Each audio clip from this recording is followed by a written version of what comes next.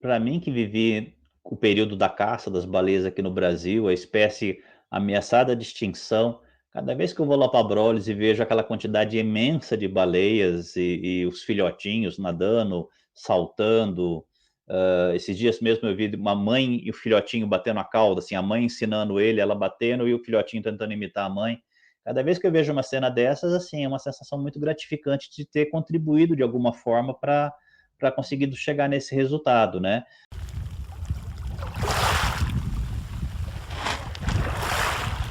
Oi, eu sou Marina Guedes e esse é o Maré Sonora, o seu podcast para navegar em conversas muito inspiradoras e de vez em quando divertidas também. O episódio que começa na sequência é a parte final da conversa que eu tive com o Milton Marcondes. Ele é médico veterinário e trabalha na conservação de mamíferos marinhos há 30 anos. Se por acaso você perdeu o bate-papo da semana passada, a minha sugestão é que escute aquele lá, disponível aqui no Maré Sonora, e depois volte para ouvir a conversa de hoje. A série está muito bacana, eu tenho certeza que você vai gostar. Você, quem te conhece, você tá acostumado a te ver sempre com chapéu, né? E você também tem uma outra paixão que são as motos, né? Eu queria te ouvir um pouquinho sobre o Biker for Orcas. Que é esse Aham. projeto? Conta um pouquinho para quem não conhece, Milton. Ah, tá. Bom, eu adoro moto, tenho minha moto, uma Harley, que eu gosto de viajar, estou viajando bem menos do que eu gostaria. E o Bikers for Orcas é um projeto que surgiu nos Estados Unidos e que aí a gente acabou trazendo ele aqui para o Brasil também. São motociclistas, não só motociclistas, na verdade, ele começou com motociclistas, mas envolve outras pessoas também, que são contra a manutenção de baleias e golfinhos em cativeiro. Então, a gente usa aqui no Brasil, como a gente não tem esse problema no Brasil, a gente usa muito para divulgar informações sobre o problema do cativeiro, né, que acontece nos Estados Unidos, na Espanha, na França, na China, na Rússia, são locais que ainda existem animais em cativeiro, principalmente as orcas, né, que são animais que vivem muito em família, formam grupos sociais que elas vivem juntas durante décadas, e no cativeiro, além delas serem separadas dos animais das suas famílias, elas vivem num ambiente muito confinado. Uma orca consegue, num dia, nadar 100 quilômetros, né? E lá no cativeiro ela fica naquele tanquinho minúsculo, dando volta ao redor do tanque. Então a gente juntou, no caso, eu juntou essas minhas duas paixões, né? As baleias e as motos, para trabalhar com esse conceito do Bikers for Orcas. Nesse período de preparo aí para nossa conversa de hoje, eu vi que eu nem sabia disso, achei super curioso. O Play Center já foi lugar de visitação de show de orca, e você conta um pouquinho nessas entrevistas, nesse material que eu vi seu, que você, ainda quando estudava em São Paulo, teve a chance. Como é que foi essa história, Milton? Reconta um pouquinho para gente. Tá. Bom, eu moro em Campinas, nasci aqui em Campinas, né? Morei 16 anos na Bahia, agora voltei para cá. E aí eu fui fazer faculdade em São Paulo em 85, e foi quando eu consegui começar a me envolver com o movimento ambiental, que antes aqui em Campinas eu não tinha muito essa facilidade, naquela época não existia internet, aquela coisa, era muito mais complicada a vida da gente. E aí lá em São Paulo tinha um aquário no Play Center onde tinha orcas e golfinhos. Uh, Eram duas orcas, a Samoa e o Nandu. O Nandu foi capturado, inclusive, na mesma captura que fizeram a captura do Tilicum, que depois ficou conhecido, né, por causa de ter matado uma treinadora lá nos Estados Unidos. E aí o Nandu morreu quando eu estava ainda na faculdade, eu acompanhei uma parte da necrópsia dele, e depois, e aí nessa época eu já me envolvi com essa campanha contra. A Samoa foi vendida depois para o SeaWorld, e aí ela foi para os Estados Unidos. E aí, uns anos depois, em 2000, quando teve um derramamento de óleo na Baía da Guanabara, eu fui lá participar, né, fazer um plano o caso do óleo atingisse os botos, né? E tinha o Samuel Dover, que era um veterinário dos Estados Unidos que tinha trabalhado no SeaWorld, né? E daí a gente começou a conversar, a gente estava num barzinho lá na Lagoa Rodrigo de Freitas, estava junto com o pessoal do Sea Shepherd, e a gente começou a conversar, e eu falei, tem uma orca do Brasil que foi para os Estados Unidos, a Samoa, você sabe dela? Eu falei, sei, eu trabalhei com ela, não sei o quê.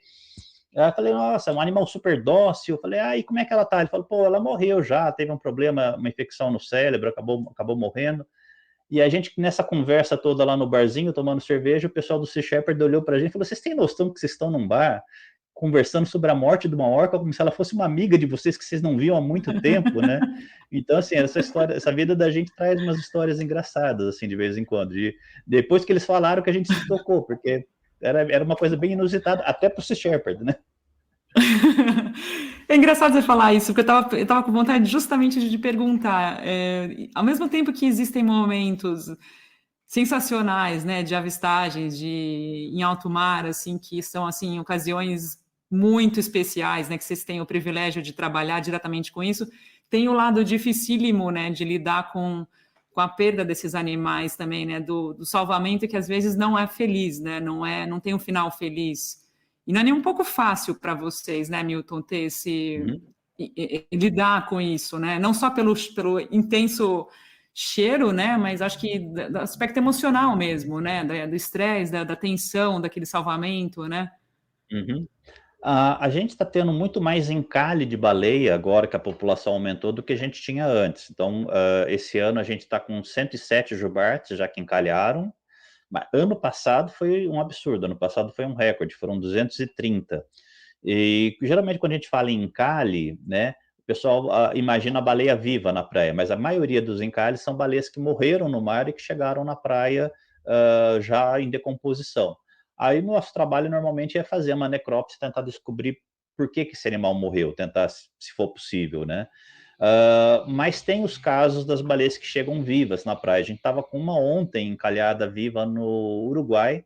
Ela tinha encalhado fazia 2 dias. E aí a gente estava em contato com o pessoal do Uruguai para tentar ajudar eles, que eles não têm muita prática nessa parte, a fazer o desencalhe dessa baleia. Eles conseguiram desencalhar ela, mas aí eu já tive notícia essa noite que ela voltou a encalhar. E então, assim, é muito triste, é muito frustrante quando você tem um animal tão grande ali na praia, né, sofrendo, né, por causa do peso dela, comprime o corpo dela para baixo, quando ela está no mar, o mar sustenta o peso, e aí com dificuldade para respirar, e às vezes você se sente, ainda mais eu que sou veterinário, né, a gente se sente meio impotente, porque a gente quer ajudar aquele animal, mas você precisa de uma logística enorme. Então tem esses momentos tristes que a gente vive, às vezes, com o animal encalhado, mas a gente já conseguiu devolver animais para a natureza e eles sobreviverem e serem reencontrados mais de 8 anos depois. Teve um caso de uma jubarte que encalhou em Ubatuba em 2000, foi devolvida para o mar com vida, e em 2008 a gente encontrou ela lá em Abrolhos, era um macho, estava lá disputando as fêmeas com os outros machos. Então, assim, é possível, em alguns casos, devolver, mas é bem difícil. Milton, e no caso dessas situações de encalhes que resultam na morte de centenas, né? Tipo na Nova Zelândia, por exemplo, o que justifica essa morte em massa, assim, essas ocasiões em massa, assim, de vários indivíduos? O pessoal chama de encalhe em massa, quando você tem 2 ou mais animais que encalham e que não pode ser mãe e filhote. Mãe e filhote seria normal eles encalharem juntos. Acontece muito em alguns países, como a Nova Zelândia e a Austrália, mas já aconteceu aqui no Brasil também. A gente teve alguns casos com sucesso de devolver os animais para o mar e alguns casos em que já chegaram mortos. Então, sim, tem várias possíveis causas para o encalhe em massa. Primeiro, ele vai acontecer com animais que têm vida social, que são animais que vivem em grupo. Então, você não vai ter, por exemplo, um encalhe em massa de jubarte, porque jubarte ele não forma muitos grupos, assim, elas se juntam na época de reprodução e depois se afastam, cada um vai para o seu canto. Mas baleia-piloto, orca, várias espécies de golfinho que vivem em família, vivem juntos durante décadas, esses animais têm maior condição de acontecer o encalhe em massa.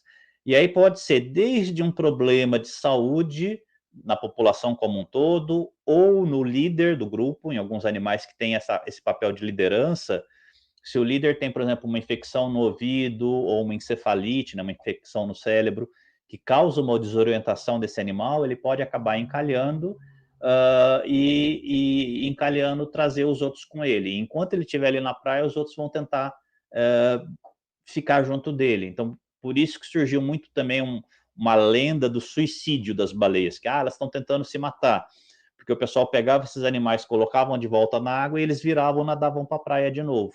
Mas eles nadavam para a praia porque o líder deles estava lá encalhado. Então, você tem doenças como uma possível explicação, você tem, por exemplo, maré vermelha, né, quando você tem proliferação de alga, pode causar encalhe em massa de baleias. O sonar da Marinha dos Estados Unidos foi responsável por causar encalhes em massa de baleias bicudas. E você tem alguns locais do litoral que você tem armadilhas naturais, que o animal às vezes entra dentro de uma baía com a maré cheia e quando a maré baixa, esse animal não consegue sair. E aí acaba ocasionando encalhes em massa. Aqui no Brasil, a gente teve um caso em Arraial do Cabo, que foi até filmado, em que vários golfinhos vêm nadando rápido em direção à praia, encalham e foram devolvidos para o mar pelas pessoas e foram embora. Então, uma possibilidade também nesse caso é fuga de predador. Os animais estão fugindo de um predador, de uma orca, de um tubarão, e nesse fugir eles vêm para a água rasa e acabam se encalhando, né? Tentando fugir de predador. Ou o contrário também, eles podem estar perseguindo um cardume de peixes, o cardume está indo para a água rasa e eles não perceberem e acabarem encalhando. Então, tem várias possíveis causas para o encalhe em massa. Tem um outro assunto que eu acho que seria super bacana te ouvir, é a questão das interações de orcas com veleiros, né? Naquela região ali de Gibraltar, né? Da costa ali de Portugal, Espanha, enfim. Como é que você vê esse assunto? Eu acho até importante levantar isso, porque você vê muitas notícias, tipo, usando o termo ataque, né, de orca em veleiro, assim, que sinceramente, se pudesse dizer que eu acho um absurdo e quase que um sensacionalismo, uma apropriação, assim. Eu acho que seria bem legal te ouvir nesse sentido, Milton, sobre essas interações, sobre essas ocorrências que já estão sendo relatadas há algum tempo, há mais de ano, né? Uhum. Isso está acontecendo especificamente ali naquela regiãozinha ali na entrada do Estreito de Gibraltar, ali pegando um pedacinho da Espanha, um pedacinho de Portugal. Tem acontecido com algumas orcas chegarem perto de barcos, perseguirem barcos ou mexerem no barcos e acabarem quebrando o leme dessas embarcações. E aí, assim, a gente tem que separar o que é o fato, né, o que foi visto, o que foi documentado, do que é a interpretação que as pessoas estão fazendo daquele fato. Então, quando você fala o animal atacou o veleiro, você já está fazendo um juízo de valor. Você tá criando uma narrativa. Que o animal veio com uma intenção e fez um determinado comportamento. Então, assim, isso ainda é uma coisa recente, está sendo investigada. Surgiram várias hipóteses, eu conversei com alguns pesquisadores que estão trabalhando com isso. Você tem, desde que pessoas falando, isso daí é um comportamento de apenas alguns indivíduos e que pode ser que um animal daquele grupo foi atropelado por um barco e aí eles associaram o barco como uma coisa perigosa e estão atacando, né? Que era uma das explicações. Mas a teoria que eu vi, que eu achei tem um pouco mais de bom senso nela, diz o seguinte: orca é um animal muito curioso, é um animal que se aproxima, que investiga as coisas, que tem uma curiosidade. E aí você começa a imaginar um veleiro, que é aquele objeto grande, bem maior do que uma orca, navegando, e a única parte móvel que você vai ter do veleiro que vai estar embaixo d'água é o leme. E aí, se uma orca, que é um animal curioso, começa a mexer naquele leme, ela pode descobrir de repente que, eu mexendo nesse pedacinho aqui do barco, eu consigo fazer o barco virar para um lado ou para o outro, fazer ele mudar o rumo, né?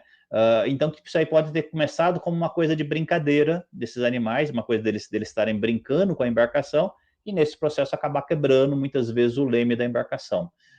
Não sei se isso é verdade, mas me parece ser mais plausível pensar numa explicação de curiosidade e a curiosidade acabar causando um dano naquele objeto, do que pensar propriamente num ataque, porque o animal não teria muito que ganhar num ataque com isso daí. Não é um alimento, não é uma coisa que ele estaria ganhando alguma coisa atacando uma embarcação.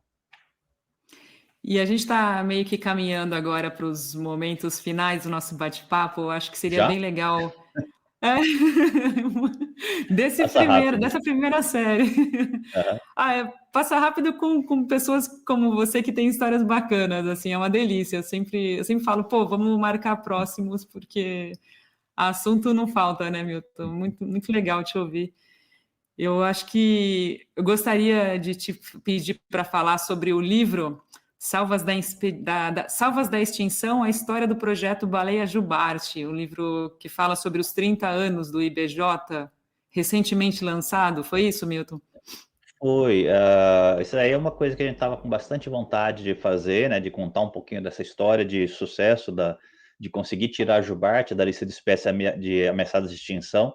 Eu acho que a gente está num momento em que a gente está tendo tanta notícia ruim em relação a meio ambiente aqui no Brasil, que é importante mostrar para as pessoas que a gente consegue fazer coisas boas, né, quando a gente faz um trabalho bem articulado. E aí é um livro que eu e a Márcia Engel, né, escrevemos, também com colaboração de outras pessoas do Instituto, contando um pouquinho dessa história. Então a gente dividiu o livro mais ou menos em capítulos que a gente vai alternando, né, um capítulo um pouco mais técnico, falando sobre as baleias, sobre as pesquisas que a gente faz, e um outro capítulo falando um pouquinho sobre o histórico do trabalho do Instituto. E aí a gente fez esse lançamento agora esse ano. O livro não está à venda em livrarias, né? Muita gente me pergunta isso daí. Foram feitos 2.000 livros. A gente fez alguns lançamentos nas nossas bases em Salvador, Praia do Forte, Caravelas, Vitória e em Ilhabela. E aí, nesses lançamentos, o livro foi distribuído. A gente tem alguns exemplares ainda que estão nessas bases que estão à venda, mas muita gente me pergunta se dá para comprar numa livraria alguma coisa. Eu, infelizmente, não. Tem nas bases do Instituto. A gente não tem um sistema de distribuição, mas quem quiser pode entrar em contato com as bases, que lá ainda tem alguns exemplares. Eu ia até te perguntar exatamente isso, se tem algum link para o pessoal que ficar interessado em adquirir. Então, o caminho é nas bases mesmo do Nas Instituto. bases. Eu tô jogando uma pilha lá no pessoal de vamos fazer uma segunda edição e vamos achar um esquema de distribuição com alguma editora aí para que tem muita gente me pedindo esse livro, assim, né, querendo conhecer um pouco dessa história. O Instituto ele tem uma abertura muito legal para voluntários. Como é que está isso? Assim, as pessoas que eventualmente estiverem ouvindo pensar, pô, mas como é que faz para participar? Qual que é o caminho?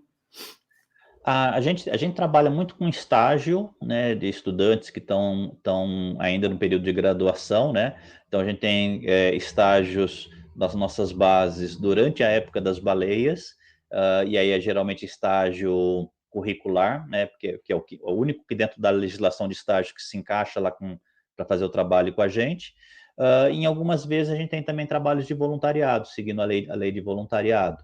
E aí os voluntariados costumam ser um período mais curto. A gente tem trabalhado isso dentro das nossas bases, e antes a gente fazia o estágio só na época das baleias, de julho a novembro. Mas como a gente tem todo o trabalho de pesquisa também com golfinhos e o trabalho de atendimento de encalhes, então, por exemplo, na base de Caravelas, a gente está pegando estagiários também agora o ano todo, que são aí estágios mais curtos durante o período de verão, outono.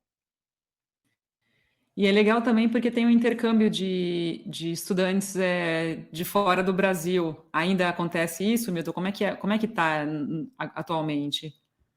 A gente tem recebido menos, até por conta também da situação toda que a gente passou da pandemia. Isso deu uma arrefecida, né? A gente passou 2 anos sem ter o programa de estágios, agora que a gente está retomando. Mas de vez em quando a gente recebe estudantes ou profissionais já formados, né? Pessoal de veterinário ou de biologia, vem fazer um período de treinamento com a gente. A gente já recebeu pessoal da Argentina, pessoal do Canadá, pessoal da Espanha, que vieram fazer a capacitação com a gente aqui no Brasil. E acho que é importante, assim, uma das coisas que a gente trabalha muito no Instituto também é a formação de novos pesquisadores, né?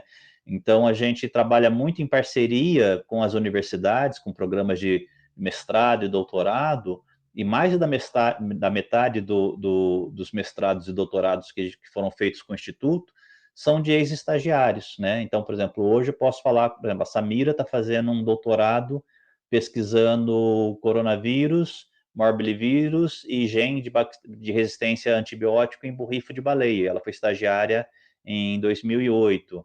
Então, vários estagiários que passaram lá pelo Instituto estão fazendo, virando uma nova geração de pesquisadores aí de baleias e golfinhos aqui no Brasil. Tu me fez lembrar de outra coisa que era muito legal, que justamente para as pesquisas que vocês usavam o drone, né? Acho que eram umas primeiras vezes do uso do drone para justamente registrar o comportamento delas, né? E aí tinha também aquela habilidade de ser uma espécie de goleiro, de pegar o drone quando estivesse voltando para a borda. Era um barato, né? Era muito legal. Aquele ali você pegou, acho que foi o primeiro ou segundo ano que a gente usou drone para pesquisa ainda.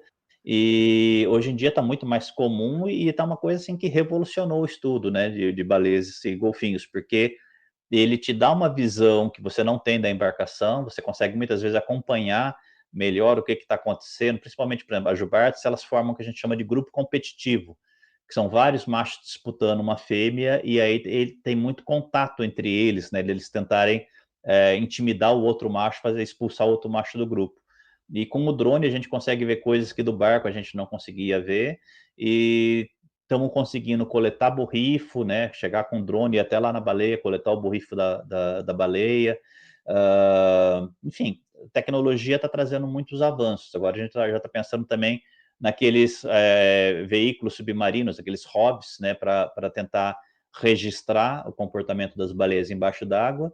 E esse ano a gente fez um teste de colocar uma câmera presa com sucção no dorso da baleia, se ela fica presa durante 3 horas, e aí depois de 3 horas a sucção se rompe e ela é liberada. E você consegue registrar as imagens do ponto de vista da baleia. A gente viu uma mãe com filhote, o filhotinho raspando o tempo todo na mãe, os peixes que nadam juntos com elas, e a gente consegue registrar o comportamento do animal, a vocalização, no caso do macho estiver cantando, o perfil de mergulho, quanto tempo ela passou embaixo d'água, quanto tempo ela veio para a superfície. Então, assim, a gente tem que. A baleia está no campo visual da gente durante um período muito curto, né, da vida dela. Ela sobe, respira e de repente mergulha. Então, a gente tem que buscar com a tecnologia outras formas de estudar esses animais. Eu fiquei com uma dúvida enquanto você falava. O drone, vocês coletavam a amostra de borrifo, colocavam alguma. Como é que era na prática isso? Eu fiquei imaginando, era o que faziam com aquela antigamente que ficava com a placa. Com a placa, que agora leva no drone, a plaquinha? Antigamente você colocava uma placa de acrílico e você tinha que estar com o vento soprando contra, vindo da baleia na direção do barco, a baleia respirar, e aí vinha aquele borrifo e você pegava com a placa e pegava no óculos, na cara, pegava no corpo todo. Hoje em dia, com o drone, ele vai com uma placa de Petri, né, esterilizada, presa, a gente monta uma estrutura no drone, ele vai com essa placa até a baleia, fica acompanhando ela, e com a câmera você consegue ver toda essa imagem, e a hora que ela está vindo para a superfície, você posiciona o drone em cima da cabeça dela para tomar o borrifo no drone. E aí vai vir o borrifo na placa de Petri e você retorna com ele para o barco.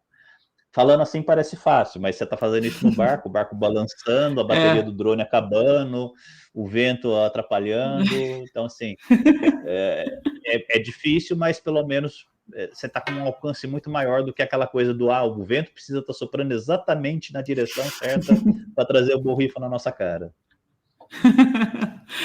E, Milton, para a gente ir terminando por aqui, por hoje, né? Por hoje só. Como é que você se sente contribuindo para essa melhoria, né, para essa conservação? Como é que você vê, assim, olhando agora para a tua carreira e fazendo uma análise, Como que você vê participar dessa conquista aí na conservação da jubarte? Como é que você se sente sendo parte dessas boas notícias? Marina, é uma sensação muito boa, né? Porque, assim, para mim que vivi o período da caça das baleias aqui no Brasil, a espécie ameaçada de extinção, cada vez que eu vou lá para Brolis e vejo aquela quantidade imensa de baleias e os filhotinhos nadando, saltando, esses dias mesmo eu vi uma mãe e o filhotinho batendo a cauda, assim, a mãe ensinando ele, ela batendo e o filhotinho tentando imitar a mãe. Cada vez que eu vejo uma cena dessas, assim, é uma sensação muito gratificante de ter contribuído de alguma forma para conseguir chegar nesse resultado, né? E ao mesmo tempo é um desafio porque a gente ainda tem muita coisa para fazer em termos de conservação no Brasil, porque a gente fala muito da baleia, mas a gente tem todo o problema do crescimento da população no planeta, do consumismo que a gente tem, quer dizer, tudo isso que a gente tem hoje em dia, né, que a gente uma boa parte das nossas coisas vem por via marítima, e aí você tem o transporte por grandes navios que podem ter atropelado baleias. Então, cada vez que você vai trocar um celular, porque você acha que saiu um modelo novo, você pode estar contribuindo para ter matado uma baleia. Então, a gente tem muitos desafios ainda para fazer, então a gente tem trabalhado nisso, mas, sem dúvida, ter tirado a jubarte da lista de espécies ameaçadas de extinção é uma das coisas que eu mais me orgulho assim, na minha carreira. E como é que é o caminho para as pessoas conhecerem mais sobre o seu trabalho? Você tem um site, você trabalha com consultoria também. Por favor, deixa aí o recado para o pessoal para visitar. Quais são os sites, quais são os caminhos para a galera conhecer mais? Bom, o trabalho do Instituto Baleia Jubarte tem o site do Instituto, que é o www.baleiajubarte.org.br, tem o Instituto nas nossas mídias sociais também. E aí eu pessoalmente montei um site que é o miltonmarcondes.vet.br. Se jogar lá no Google Milton Marcondes, provavelmente já vai aparecer. E aí eu tenho contado um pouco dessas histórias, divulgado um pouquinho do trabalho que a gente faz, e eu tentado usar um pouquinho mais as mídias sociais para sensibilizar as pessoas. Então, quem quiser conhecer um pouquinho do trabalho, é bem-vindo lá visitando, tanto as mídias do Instituto como a minha. Eu vou deixar na descrição dos episódios da nossa série contigo, da série contigo, desses 2 episódios, vou colocar todos os links também para facilitar o pessoal que desejar conhecer. E eu só tenho que te agradecer e dar os parabéns, Milton, pelo seu trabalho, pelas suas fotos sensacionais, que você tem um acervo aí muito bacana de registros aí. E super obrigada. Mais uma vez foi um super prazer falar contigo. Parabéns pelo seu trabalho. Imagina, prazer foi meu. Obrigado, Marina.